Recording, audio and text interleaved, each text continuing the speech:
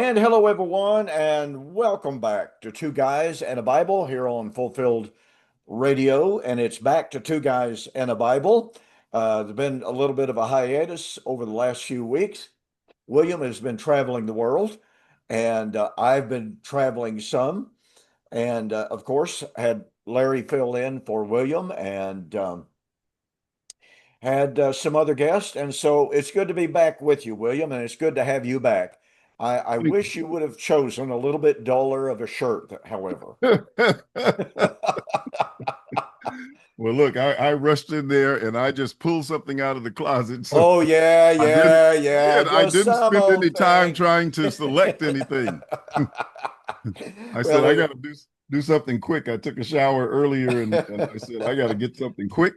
And I just grabbed something. yeah, okay, Yeah, okay. I got matching shorts to go with this. Oh, well, it's a beautiful, beautiful shirt. I tell Thank you, you. Thank you. absolutely beautiful. I love it. So anyway, well, I thought we'd spend just a little bit of time, William, recapping and whatever you can share with us about your trip to South Africa. And then, of course, this last week, I was privileged to be in Montana uh, at the eschatology seminar up there. Mhm. And so, why don't you share with us a little bit what you can about your trip to South Africa? Okay. Well, that was an interesting trip to say the least. Mm. First of all, our flight got canceled because of weather in Chicago. And the lucky thing is, usually when I'm flying like that to Africa, I pick an extra day. And normally, like if I'm going to Ghana, I would stay in a hotel in Washington, D.C. that night, the first day I get there, so that I rest Yeah. because it's going to be a long flight. And I do the same thing on the way back. So that helps. So I had scheduled a day sort of early. Um, and when they canceled the flight, they sent everybody home. Well, that was great for me because I needed the rest. So I Mhm. got a chance to have a good night's sleep at home instead of, Yeah. in Chicago. And but we ended up missing the Ethiopian flight, and we had to be put on I think it was KLM or something, and so we had to fly into Amsterdam instead of Addis Ababa going. And so they rerouted us through Amsterdam. We flew, long flight there. I don't know, it was 10, 11 hours. Uh, And then about 10, 11 hours, well, I'd say about 10 hours, maybe 11, into South Africa, but it was straight flight. And it was tiring. I think on the way back it just wore poorly or it wore out. I was fortunate enough on the way that there were three seats in the next aisle totally empty. oh, wow. And I climbed over there, got in the seat, went to sleep, and put a blanket. Leora didn't even know where I was. She was walking all over the plane trying to find me. And Where then did you go? she heard something snore and looked around, and so she found me. But man, that was great. I've done that one other time where I had just three seats to myself. But the flight to South Africa was just totally full, and so there's no way you're going to be able to do that Yeah, on that yeah. particular. But we got there. The weather was a little bit cool, so you had to have a jacket. This was their summertime. I think their summer is somewhere between May through August, or somewhere around that time. I mean, their winter time is May Oh, through okay. August, and so we had to have jackets on. But huge university at the University of South Africa in Pretoria. We did some touring there in terms of some of their history and the apartheid situation, some of the wars between the British, et Mhm. cetera. Climbed some huge mountains and had viewpoints and all. We went to some of the places where some of the memorial places as well, and that was very good. So it was a great cultural experience from Mhm. that. And then, of course, I think I spoke on Wednesday, and after that, everything went downhill. Uh-oh. I think I offended just about everybody. You were an equal opportunity offender, huh? But anyway, I mean, the experience was just awesome because, everybody there was like a professor and, taught at a college, had their doctorates, earned doctorates degrees and everything. So it was good. And, for a while, I was feeling kind of out of place. Um, but, after a while I got comfortable. So when I spoke, I mean, and had some good conversations, really. I really had some good conversations.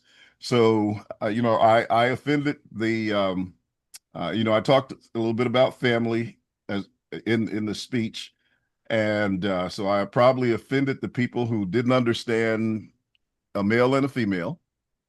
So, so that issue came up. So the LGBTQ people, I know it was somebody in the audience that was offended, and this was, I was in not the main um, lecture hall. I was in one of the breakout rooms, where we had a panel of people. So it was three of us who Yeah. spoke. And I had 15 minutes to speak. And right before I went up to speak, they cut it to 10 minutes. Oh. I've been chopping on that lesson ever since I got there, trying to get it down to the 15 minutes. And then right before you get up to speak, they said Oh. 10 minutes because they were late getting us shuffled around and getting us to the place I think we had little equipment, snafu, et cetera. And so by the time they said 10 minutes, and that just threw me into panic mode. I mean, really, I'm trying to figure out now, what am I going to leave here at this point? But I managed to get through the message okay. So I know that we had another person who was like uh, mm, they had some issues with the polyamory situation. They asked questions. The questions were good. I got more questions than anybody did in the session. There was one lady who spoke, and there was another gentleman who spoke about, I think he was talking about Mennonites or something. I could hardly understand him. But what really turned out well after that speech was the conversations that grew out of it. And so the guy who was one of the main guys, I think he works at some university in Pennsylvania. He's like the leading chair there or something. But anyway, he along with another guy from the UK uh, hosted the event. And uh, when we went to lunch, we got to talking about eschatology. And so I was sharing some information with him, and we were having a conversation, I think, about the new heavens and new earth is where we started off, because as I was sharing with him that I understood all those things to be fulfilled, et cetera, he said, well, what do you do about the new heavens and new earth? And so as I was going through that and talking a little bit about Revelation, another professor came up, and he said, oh, Revelation. He says, I stopped to listen in on your conversation. I hope it didn't bother you because I'm teaching on the book of Revelation. I said, well, good. I said, I am too. You are too, yeah. And so we didn't get a chance to talk at that point. But later he came back and we had probably about a 30 or 35-minute conversation. Cool. And he was open and listening. He took the view that it was written after 70 AD. Okay. And he made some kind of argument. I don't remember what the argument was, but it wasn't like he was deep into exegesis on it. It was just some principle that he was trying to reason from that. But in the process, we got into all the nitty gritty kind of text, et cetera. And he was just sitting back there. And then there was another preacher came over in a coat of many colors, I should say. He had on this nice looking jacket, and he sat down, and there was two other ladies who sat down. And so we had the table, just the whole round table, where we were just talking about eschatology, the book of Revelation. And as I was going through and sharing with those concepts with him, I mean, it was like he had no responses. He was totally open and reflective in terms of what I was saying. And I thought it was a very good conversation. He was a nice guy on top of that. So that went well. I had another guy who had been having trouble with the Hebrew Israelites. Oh. And so he's out of Washington, D.C. So I think he studied at the University of Glasgow in Scotland. But anyway, he said, man, he said, these Hebrew Israelites, and it's like they're coming into the neighborhood and sort of intimidating some of the preachers. And this has happened before, because in Texas, there was a guy who contacted me and wanted me to come down there and talk to them as a result of, listening to me online and some of the Yeah. clubhouse things that I did before, but that never did materialize. They had made up the flyer and everything. It was a beautiful flyer. I said, yeah, I'd like to go down and talk with this kind of artwork. But anyway, that never did materialize.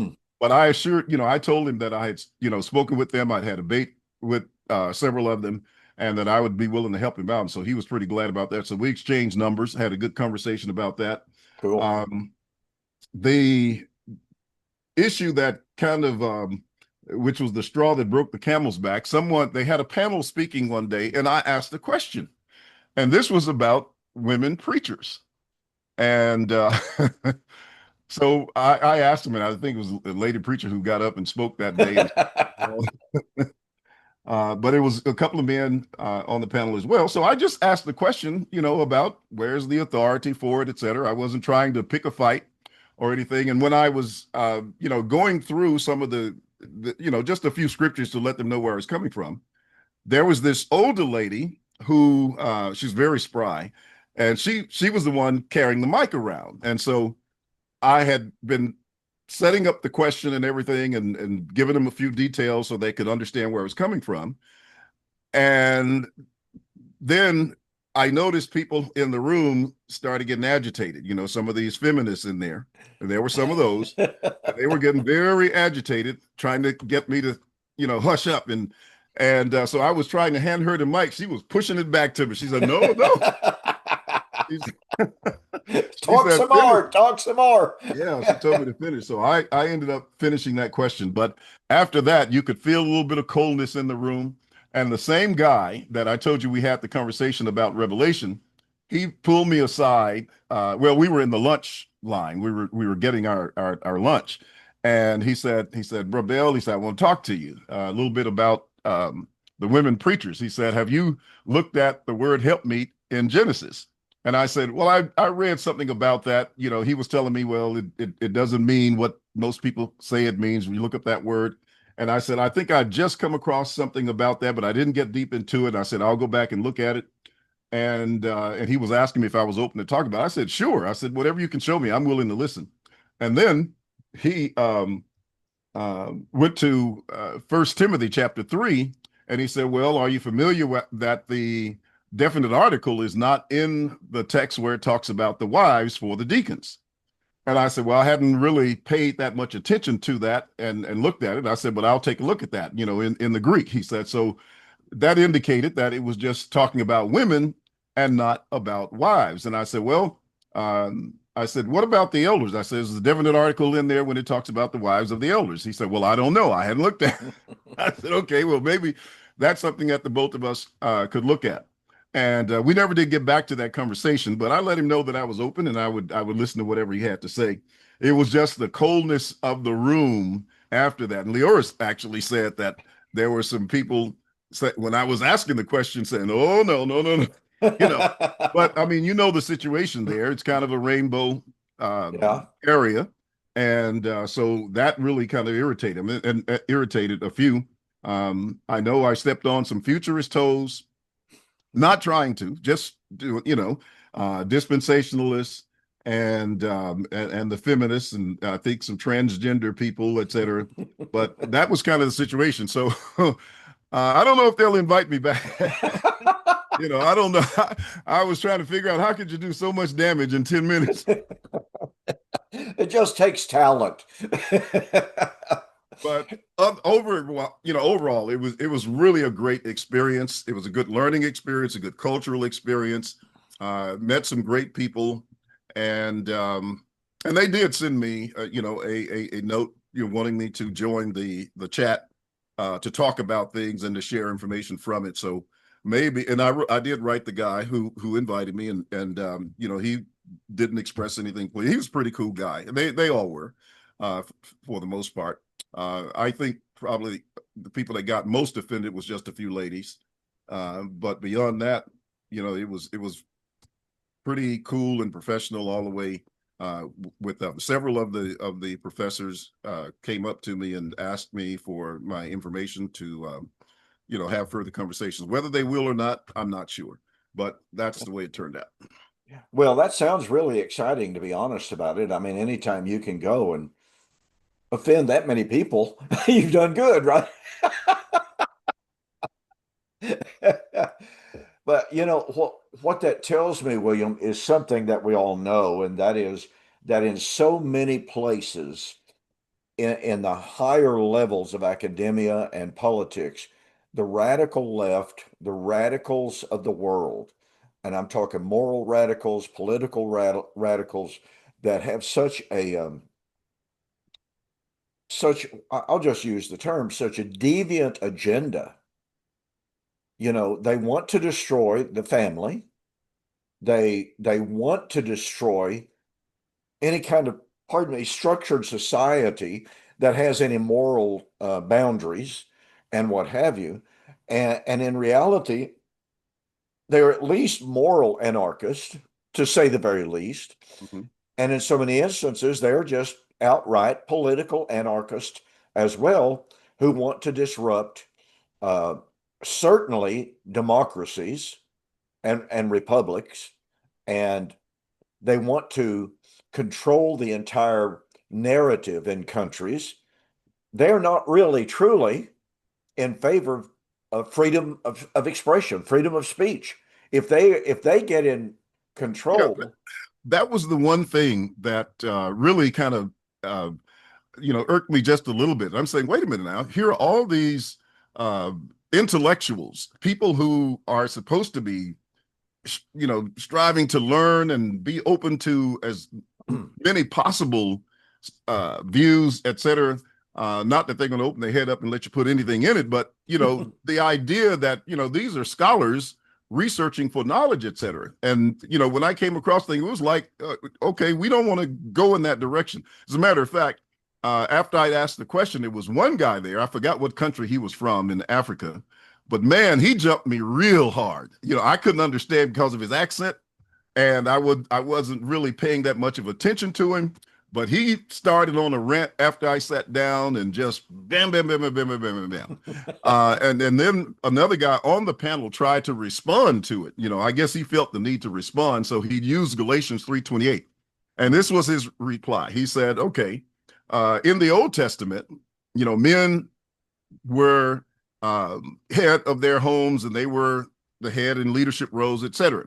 He said, but in the New Testament, that's changed. We're all equal. And then he contradicted himself because he said, now in my home, I'm the I'm the head. But he used Galatians 3:28 to say we're all equal. So I said, okay. I was gonna raise my hand. Leo was saying, don't you do it because you and so I went up the um after the session was over to talk to him privately. I think he was from Nigeria. And so I went up to talk to him privately and share some concepts on Galatians 3:28. And he had another gentleman up there who had come up there because of what he said. And he said, man, give me that scripture you gave. Give me that scripture you gave. And I said, well, you might as well stay here. We're about to have a conversation about this. And he got that scripture and went right on back to he didn't want to hear nothing I had to say. But I talked to the guy and I told him, I said, well, I think you're misusing Galatians 3:28. I Yeah. said, that text is about the inheritance. And I said, it's about people who under the law could not inherit in Israel. And I say, even the women, only in the case of that exception that's listed, with the daughters of Zelophehad, et cetera. Correct. But I said a slave couldn't inherit, a Gentile couldn't inherit, and a woman could not inherit. And I said, what Paul was doing was giving an equality uh, through Christ where everyone had the right to inherit. It didn't matter what his social status was. And he listened and he said, okay. He said, well, I'd like to talk to you about it. He was one of the ones that got my number as well. And I had to repeat that when I was dealing with the guy when we were talking about eschatology as well. Mm. And but that's kind of what came out of that. But it was just that guy who wanted no part of that conversation that really tickled me. He got away from there quick. But yeah, that happened. But that's one of, and let me make this observation too. They had a guy from Oxford. I guess he was going to set me straight. Ah. And you could tell it was in the air. You know what I'm saying? You could feel that they were looking for every opportunity to say, we got you, so to speak. So they had this guy. He was quote I guess the big guy, so to speak, from Oxford. He's a very learned person, very accomplished man, etc. But he came on talking about how we couldn't just take the Bible at face value or something to that effect. And he gave an example from um, the text that says, that talks about a camel going through the eye of a needle.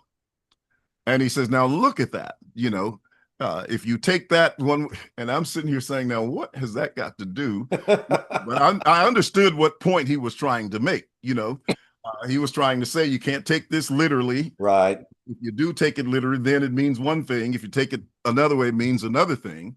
But each of these passages have to be understood in the context in which you find them, et cetera. But I understood what he was trying to do. He was just Yeah. trying to say, if you come here thinking that you can literally read this text and take it for what it says, that's not what it means. And boy, were they, I mean, it was like they were eating Campbell soup or something, when he was saying it. But I sat there, I knew what he was trying to do. And, it was just one of those things that I thought they felt that they needed to do something like that because of what had happened. But other than that, it was a beautiful experience. It was really great culturally, and every time I go to Ghana, I always talk about losing weight. Well, I ate every day heavy breakfast, and I thought that I had gained some weight, and I still didn't gain weight. I don't know what they're putting in the food here in America. Well, I do kind of know some of Well, you do. Yeah, you it. do. Yeah, I do. And I mean, I ate everything I wanted to eat, not even as healthy as I eat when I go to Ghana. And I still did not gain any weight. I was just ready to see, okay, I didn't gain 10 pounds. And I didn't. That's pretty So, cool. yeah. Yeah, you talk about putting stuff in the food. I have been hooked on these things. These are Cheetos, hot and Oh, spicy. no, no, no, no. But anyway, go ahead. Yeah, well, I've been hooked on them lately as a snack, Uh-huh. And this morning, uh, Jan sent me a text. I'm sitting here, just working up storm. My phone dings and it's a text. And she got this note of this health notification of some of the supplements that are in that, Mm. some of the ingredients that are in that. They break down your immune system. They do this, they do that. And I go, well, great. I thought I had found a really cool snack, you know. And This now stuff I'm, is banned just about everywhere except the United States. I knew that when Kennedy got put in, Mhm. I, I I read some of the things that he was saying about all of the food colorings and the Right. food additives that American producers put in that are literally outlawed in Japan and Great Britain and so many other countries. And you're going, okay, that man alive. And so this morning was just a perfect illustration of that. Here I am just chomping down on these Cheetos. Boy, they're great because you know me, I like hot and spicy stuff anyway. So I was just having a ball eating it, and I read her note, and it's like, oh, great. Seem like every time I find something that I think is going to be a relatively healthy snack, Mhm. she comes up and discovers, no, this will give you cancer. This will give you brain dementia. This will do this. This will do that. So, okay, now I've got to find something else. Yeah, you gotta go outside and eat grass, I guess. Or as the old song says, I'll just go out and eat worms. Yeah, we look at the boxes and the packages and everything, and you see some kind of bio whatever. I mean, they're doing all kinds of stuff. And Oh, and I know. I know. I listen to a guy. I'm always kind of checking health stuff anyway online. Listen to recipes and stuff for healthy foods. But I forgot the actual ingredient. But there was one guy on, and he was saying that there's something that they put in the water, and they put how much did he say? I don't know whether it was 200 something, some measurement that they put in this, and that will turn a male frog into a female frog. And he said, but do you know how much they put in the water? It was 3,000 of it compared to 200. Oh, Okay. wow. Oh, wow. Yeah. Well, it's all about money when Oh it yeah. comes to the food production and everything else. Well, last week I had the privilege of going to Montana to the conference, eschatology conference there, and the conference it really was formulated around the eschatology of Genesis. Hmm. And I tell you, that was my very first time in that part of the country. I've seen pictures. Jack Scott has sent pictures, posted pictures on Facebook of the beauty of Montana as he's driving through the countryside, Hmm. uh, driving his truck and all that kind of stuff. It truly is just a stunningly beautiful part of America. Jan and I were returning from town one day, going back to our cabin, which had no air conditioning, by the way. Mm. Yeah, which are around 9 o'clock onward, you don't need air conditioning. I mean, the temperature just drops off the table Yeah. somewhere around 9 o'clock. But anyway, we were going back, and here are the mountains. We're just surrounded by this incredible, incredible scenery. And I commented to Jan, I said, babe, it's little wonder that this country has been labeled the uh, the big sky country because the panorama that you're surrounded with just stretches on, even though the mountains are there, and the mountains just seem to stretch on forever. And they're so gorgeous. They're so incredibly beautiful. Um, you would have to have a super high dollar camera in order to take pictures to do the scenery justice. Your phones just simply don't do the justice. But pardon me, got there, had a wonderful meal with Tim Martin and his family. I did not realize that Tim Martin had 9 kids, and um Steve Magua has 8 kids. So I didn't know any of that. And I had never met Tim face to face except when he was at our conference in 2012 at my debate Hmm. with Joel McDermott. Of course, Jeff Vaughn was there. Uh, but anyway, it was just such a pleasure. And you talk about being impressed with families. Tim Martin and Steve Magua's families are just, I don't know of another word. They're just incredible.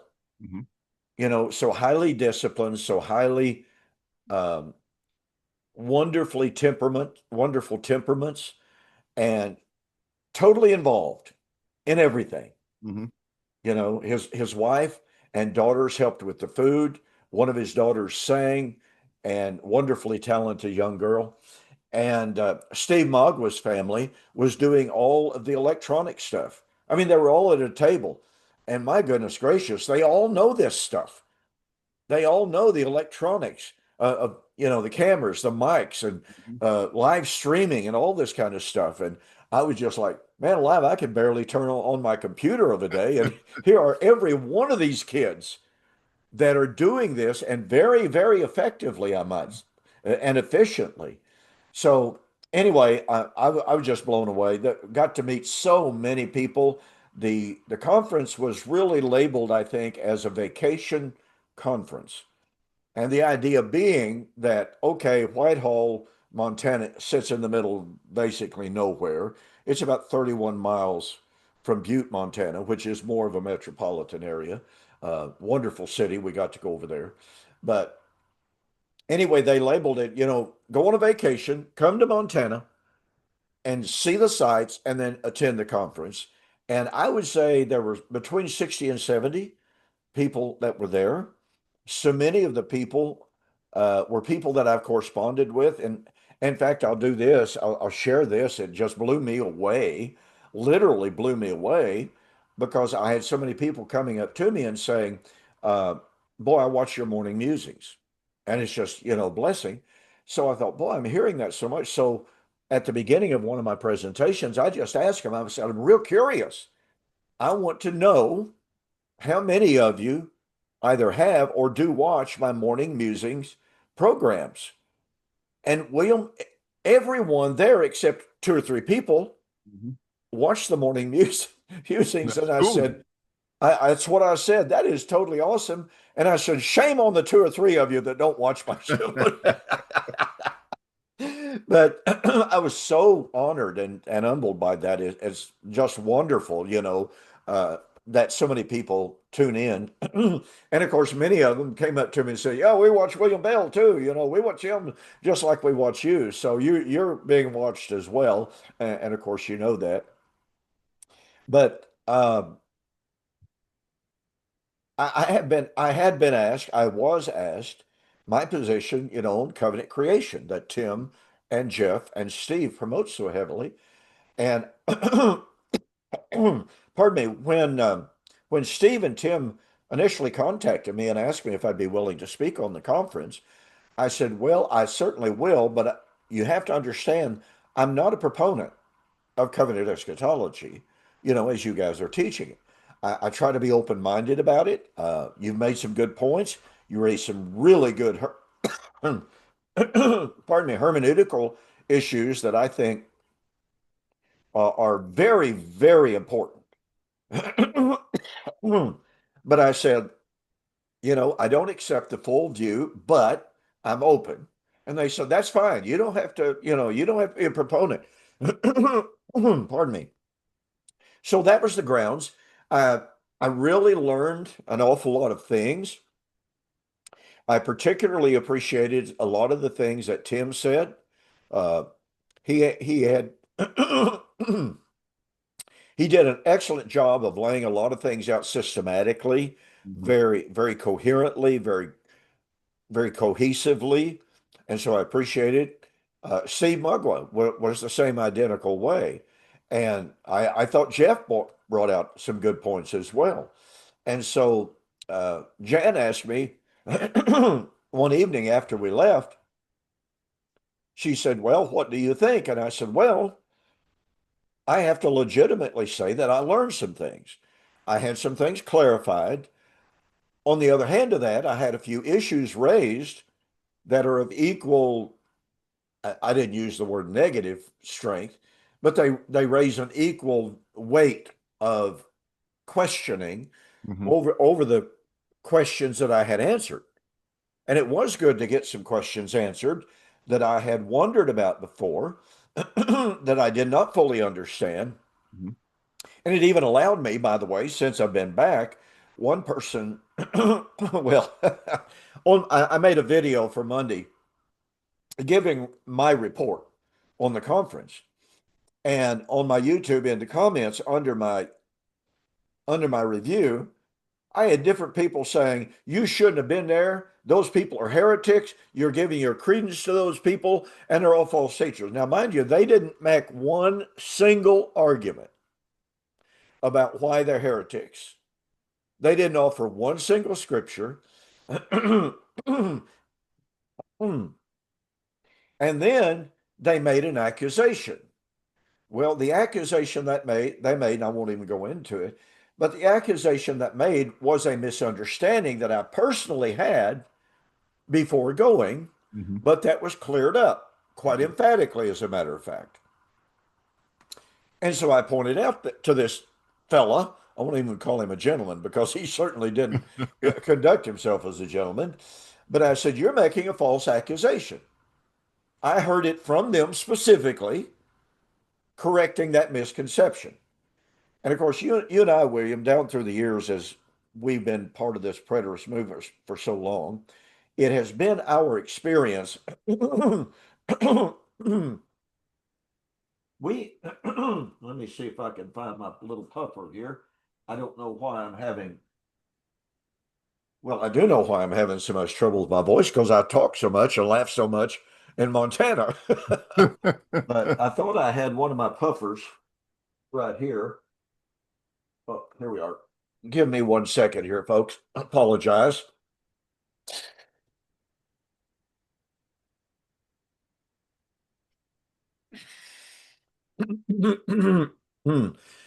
But you and I have dealt with so many people, and one of the things that we've had to do as much of as anything Mhm. is to correct misunderstandings or false accusations. about what we as preterists believe. Right. And so that's what I was seeing in this in these comments under my review of people who obviously had not listened to any of the speeches. Had Hmm. they actually listened to the speeches, they would have had some of their accusations completely falsified. But they just came across as those people who are willing to misrepresent because they don't like a doctrine or they're threatened by a doctrine. And I told Tim on the way back to the airport, he asked me my impression. And he asked me if I felt that there was anything presented that just completely turned me off. And I said, absolutely not. I didn't. Did I did I hear some things that I have questions about? Well, yeah, but that doesn't mean that doesn't mean that I'm gonna, Hmm. cut them off or shut the door at all. As I said, this is to me, this is part of the learning process. Right. And when and that's what you were saying there a little bit ago. When you when you're dealing with subject that you've never investigated before, I suppose that the normal human response is, oh my goodness, no, no, no, no. But when I read their first edition book, the one thing that came across to me repeatedly was their appeal to proper hermeneutic. Hmm. And that continues to appeal to me. And so when I'm confronted with when I'm confronted with a doctrine that is being based upon, in my understanding, proper hermeneutic, then I think it behooves me to at least look a little bit closer. Now, if I then find logical fallacies, if I then find a deviance from the solid hermeneutic, then that's one thing. But to reiterate, when I see that here's the path of that the hermeneutic is taking me, and that hermeneutic is solid and it's sound and it's valid, then I feel like I'm duty bound as a good student, not just of eschatology, but I'm duty bound as a student of knowledge to follow that hermeneutic wherever it might lead. Yeah.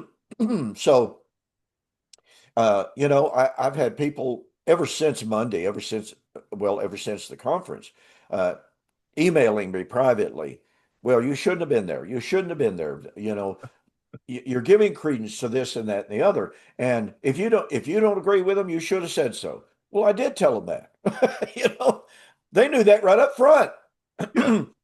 It's just like when you and I have spoken at countless lectureships sponsored by folks outside of our regular fellowship.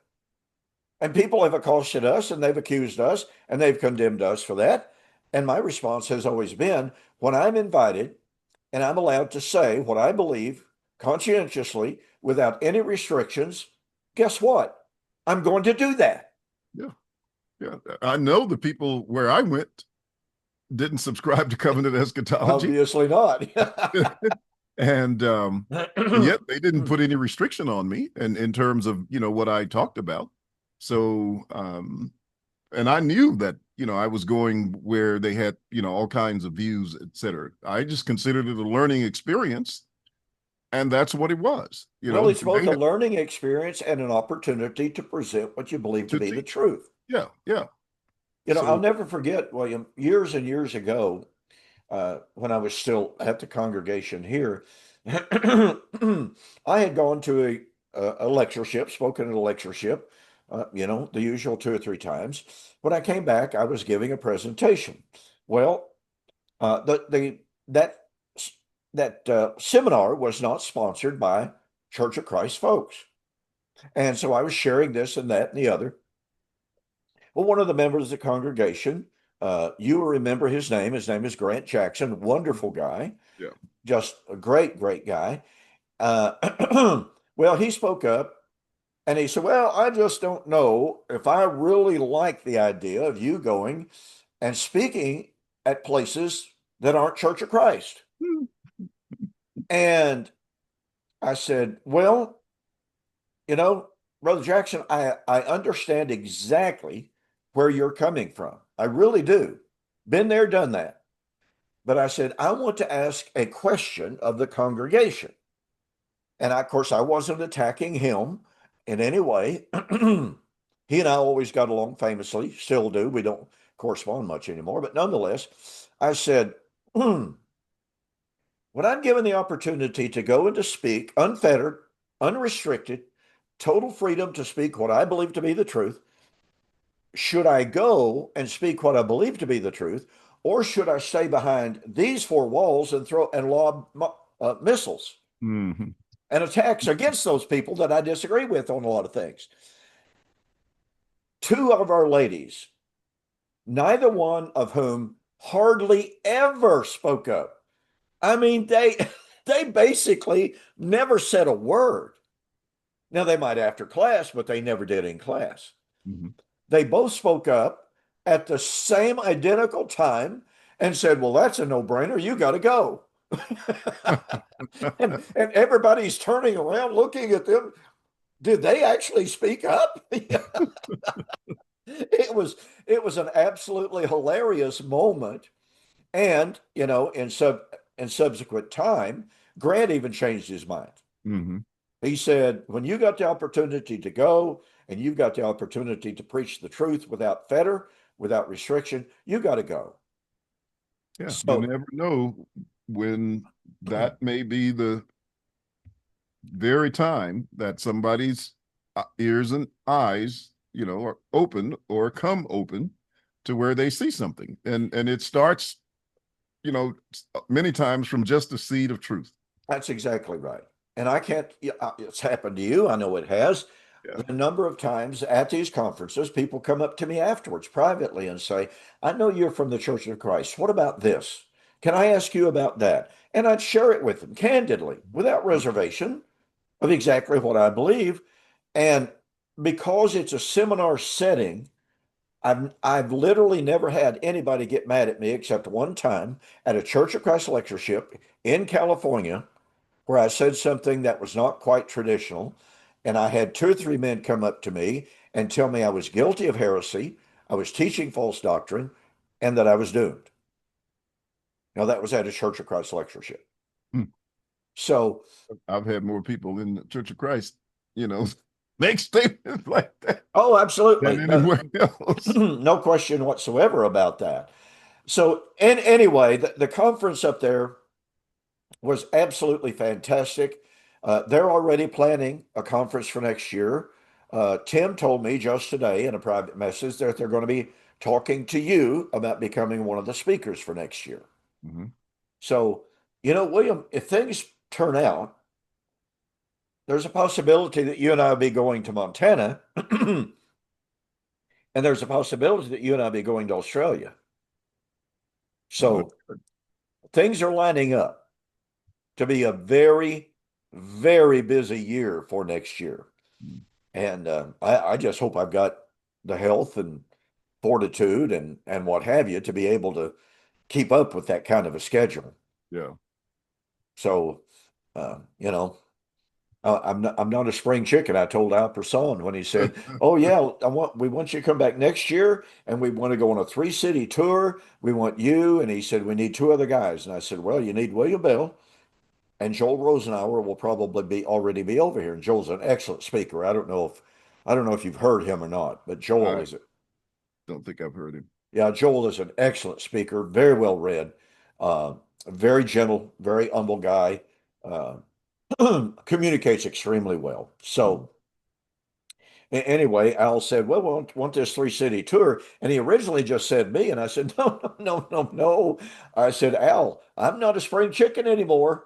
I said, "I cannot I cannot go to one city, speak 3 times, fly to another city the next day, speak 3 times, fly to another city the next day, and speak 3 times." I said, "I can't do that." I said, "I'm recommending we have at least three others or two other speakers." So he was open to that. So that is what we're working on. That is what is tentative. It's Mhm. it's not set in stone, but yeah, things are looking up quite a bit for next year, insofar as activity is concerned. And so we will see how things go. Want to ask the audience to to keep us in your prayers for health and well-being to be able to do those things. William, so many doors are opening. You know this, I know this. It is so downright humorous when we read comments from those who stand opposed to covenant eschatology. And they say, well, covenant eschatology is not growing. No, nobody's coming to Uh, this. And you and I both know anybody that's involved in the movement at all on any level, pardon me, any active level, they know that is so nonsensical. I mean, it's just literally ridiculous. Now, I've got to tell this story, William. Doesn't have anything to do with the lectureship, but when they invited me to go up there and speak, okay, uh, they said, now you're going to have one day that you will not be involved. And so, do you want to just, you and Jan, just go sightseeing? Or would you be interested in going trout fishing? oh. Yeah.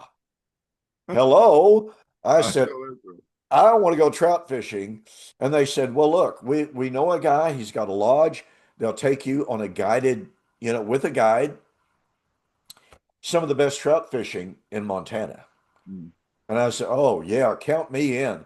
Okay, so here's what happened. Tim contacted me. He said, Don, we got it all set up. You got one day to go trout fishing. It will be guided. I've got this friend. He owns this lodge. And he said, I told him I was calling in some favors and he's going to take you and Jan fishing. Well, Jan didn't want to fish. So anyway,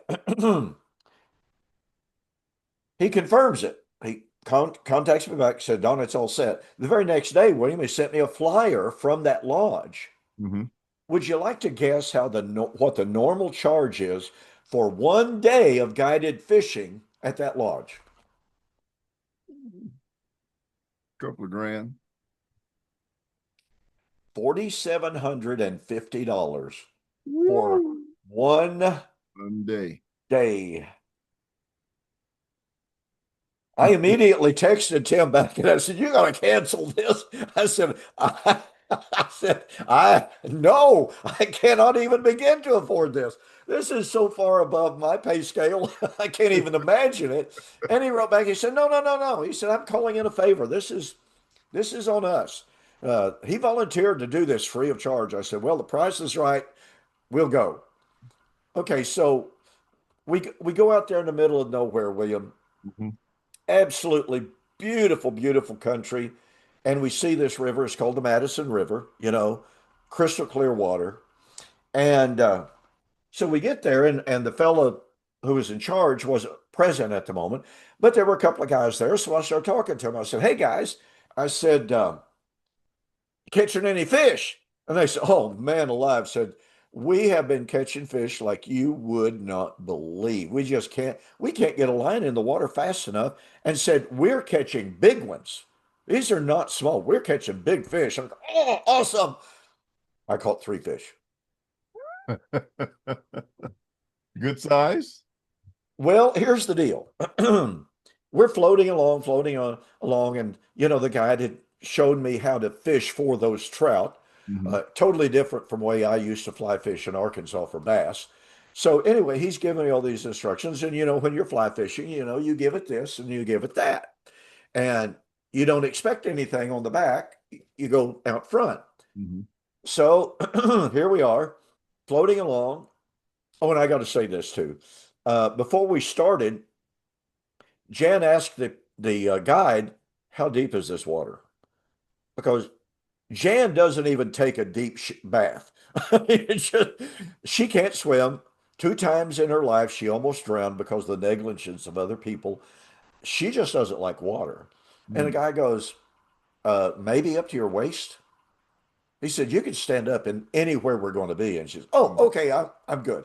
Okay, so anyway, here we are floating along. I'm giving it this and giving it this and what have you. And I go like this, and I go, "What?" And it was a fish. I caught a fish on the backswing. You just don't do that. Oh my goodness. It But sounds like it was very exciting. well, it was exciting. That turned out to be about a 17-inch brown trout. Mm, And the guy just went on and on about it. He said, Mr. Preston, I got to tell you, brown trout are extremely rare in this river. And he said, this is a really, really big brown trout. mm, And he said, I'll tell you this, I've got people that come from way up in Canada to fish this river for nothing but browns. They're not interested in rainbows at all. They want to catch browns. mhm. And they fish 3 or 4 days at a time and won't catch one single brown. And he said, your very first fish is a brown and it's a big one. Well, the next fish I caught was a little white fish about that big. The third one I caught was a little rainbow about that big. Mm. And so that was my fishing expedition. But it was absolutely fantastic. We saw wildlife. There were deer standing in the water at the edge of the river. There was an osprey nest up in a tree at the edge of the river. Mhm. There were pelicans, there were geese, oh man, and of course, there's no one around. Well, there was another boat that was floating down, but it was an absolutely fantastic experience, probably once in a lifetime type of experience. And, maybe if Tim uh, and Steve and Jeff have a conference next year, maybe we can go mud wading or something like that. I don't know. But nonetheless, it was an awesome experience. It really, really was. And the fellowship, as usual, was wonderful. And I didn't get to hear every single one of the lectures. Jan and I woke up one morning and our allergies were just absolutely raging. So we went back to the lodge early and crashed and burned. But nonetheless, overall, for those of you who might be thinking about next year, let me encourage you to do that. Tim said they're already thinking about a topic or a theme for next year, and that is the eschatology of the prophets. So that's a wide ranging, obviously, wide open type of topic. So that's kind of my report on the Montana lectureship. Once again, it was a wonderful experience. Got to see a lot of people, and to see a lot of people that Oh, you froze, Don. I don't know what happened to your camera, but what for the moment you are frozen, really? and No, you're frozen now. I'm hopefully on my there screen. you I'm go. You're active. back. You're free. Your No, camera is freezing, or something is freezing up. your camera is frozen now. How interesting. There you are. You moved a little bit. Can you hear me? Uh-oh. Yep. Looks like I lost. Oh, there you are. Yeah, I'm back. You were freezing up before. Yeah, I don't know what happened. So anyway, do you have any closing comments, William? No, it sounds like you had a great time. I will take some time to listen to some of the lectures that were done. I've been so busy around here. I got roofs I'm replacing, and all kind of stuff, doing water remediation. It's just a ton of stuff that's going on. So hopefully when some of that, wanes, I'll be fine. I think this is the second roof I've replaced this year. Oh my goodness gracious, that's And terrible. yeah, but this is the last of four that I've done over a few years. And so hopefully they'll last, longer than maybe that I'll be around. Last longer than you. Yeah. So I'm Yeah. grateful for that I finally got those things, behind me. So I've just got small things. But other than that, I mean, it's Well, fine. I've been the same way. I've been so busy, tied up, trying to get caught up with correspondence and writing and what have you that I haven't got to do an awful lot. Now, here's what I would like to do for next week, William. I would like to focus, and we've been talking about the Abrahamic inheritance coming at the end of the law of Hmm. Moses, and the nature and the identity of the law of Moses, or excuse me, the Abrahamic covenant. What I would like to do is talk about the Abrahamic covenant in regard to the doctrine of replacement theology and what the Abrahamic covenant implies and that is that the only interim measure that was in God's plan was, in fact, the Mosaic covenant. It Mhm. wasn't the church, it was the Mosaic covenant. And we'll talk about that in response to the charge of, quote, replacement theology that is made against us by the dispensational world. So, why don't we cover that next week? Okay, sounds good. All right. Well, in the meantime, ladies and gentlemen, we will cut it off just a tad early this evening, and that's all right. I've got supper waiting, I think. At least I hope I do. I am hungry. And so with that, we're going to say good night and God bless. All right, good night. Good night, William.